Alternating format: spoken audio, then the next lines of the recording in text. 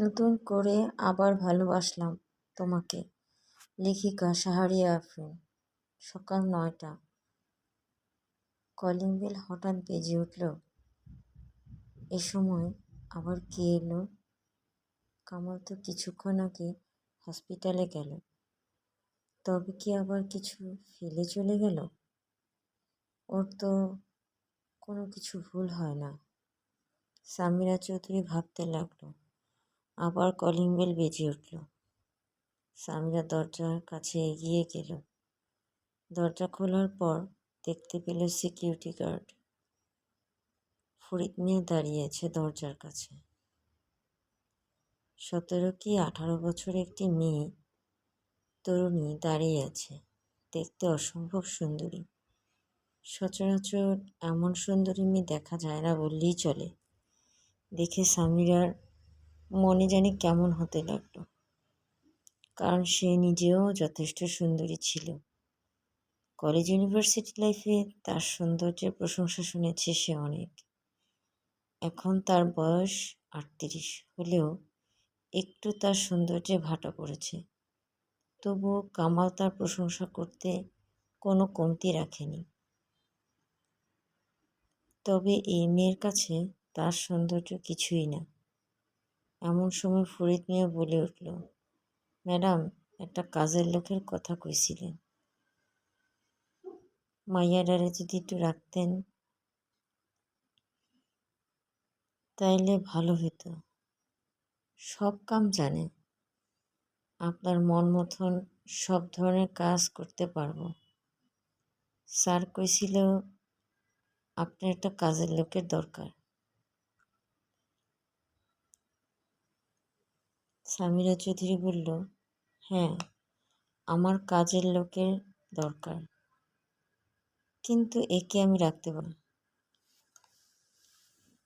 কি কন madam? Sir যে কইল আপনার নাকি এই বয়সে একটা কাজের লোক দরকার। হ্যাঁ, এই বয়সে একটা কাজের লোক দরকার, কিন্তু আমি ওকে রাখতে পারবো না।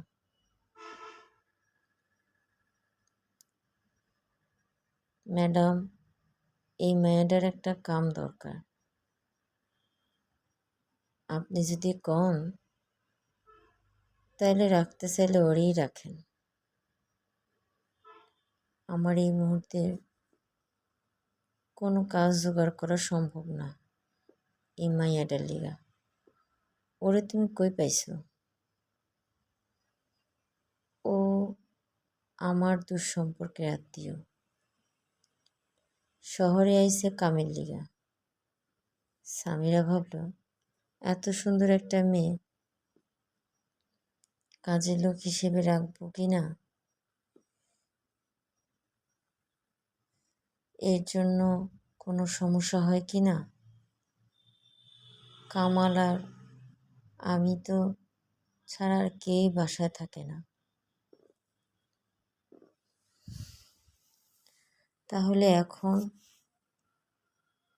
তাহলে এখানে রাখা যেতে পারে। আচ্ছা, ঠিক আছে, আপনি এখন যান। কোনো লোক না হওয়া পর্যন্ত আপাতত আমি ওরে বাসায় রাখতে পারবো। ফরিদ মিয়া হাঁপ ছেড়ে বাঁচল সামিরার কথা শুনে। তাহলে আমি এখন যাই। মেয়েটির নাম জিজ্ঞেস করলো সামিরা। কি নাম তোমার? আমার নাম কাজল। কাজল? এত নাম থাকতে তোমার নাম কাজল হলো কেন? তোমার নাম তো রাখা উচিত ছিল এই ধরো হুর, পুরি, এই কমলা টাইপ।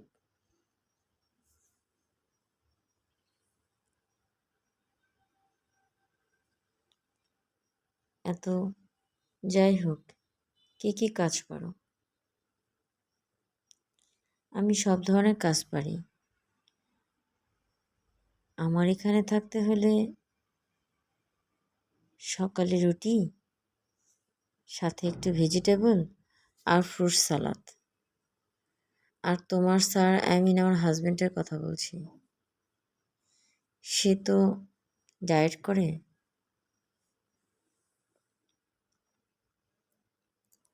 তাই প্রয়োজনের তুলনায় তেল মশলা একেবারে খায় না বললেই চলে। সেই বিষয়ে তোমাকে খেয়াল রাখতে হবে। এর আগে রহিমা নামে একজন ছিল, ওকে আমি সব কিছু শিখিয়ে নিয়েছিলাম, কিন্তু ওর বাড়িতে ওর জামাইয়ের ভাইদের কি একটি সমস্যা হওয়ার কারণে ও এখন আর কাজে আসতে পারবে না।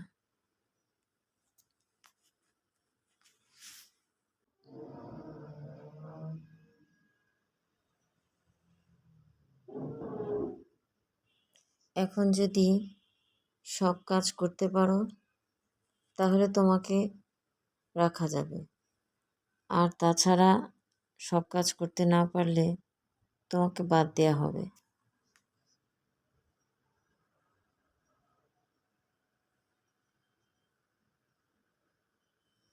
তারপরে বলল সামিয়া, ঠিকই নাই, কোনো সমস্যা হবে না। সে তো ঠিকই কথা বলল, কিন্তু এই মেয়ে যে পরিমাণ সুন্দর, কমলা কামালের চোখে পড়বে না তো? ধুর, আমি এসব কি ভাবছি। ওর যে বয়স, ও কি আর এখন আর কদিন পর 40-এ পার দিবে। আর আমি, তাছাড়া কামালকে আমি খুব ভালো করে চিনি, ও কখনো এসব হওয়ার নয়। এমন সময় কাজল বলল, ম্যাডাম, আপনি আমাকে বুঝাই দেন কেমনে কাজ করতে হবে। তোমার ভাষা শুনে মনে হচ্ছে তুমি লেখাপড়া জানো। তোমার দেশের বাড়ি কই? জি ম্যাডাম, আমার দেশের বাড়ি দিনাজপুর। দিনাজপুর? তাই তো তুমি এত সুন্দর করে কথা বলছো। কিন্তু সিকিউরিটির বাড়িতে তো সিলেট। ঠিক আছে, চলো তোমাকে সব কাজ বুঝিয়ে দিচ্ছি। রাত 9টায় কামাল বাসা আসলে, চেম্বার থেকে ফিরলে ডাইনিংয়ে সবাই একসাথে খেতে বসে। কামাল ও সামিরা। ঠিক তখনই কাজলের চোখে চোখ পড়ল। কামালের চোখ কামালের এতে করে কোনো ভাবান্তর হলো না, দেখল সামিরা।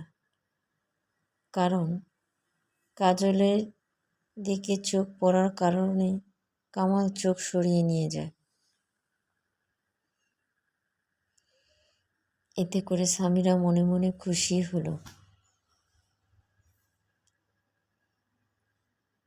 খুব খুশি হলো। কামালের উদ্দেশ্যে বলল, সামিরা, এ আমাদের নতুন কাজের লোক, ওর নাম কাজল। কামালের সাথে পরিচয় দেওয়ার পর কাজল কামালকে সালাম দিল। কামাল নিচের দিকে তাকিয়ে সালামের উত্তর দিল। কিছুক্ষণ পর কামাল বলল, সিকিউরিটির সাথে আমার কথা হয়েছে।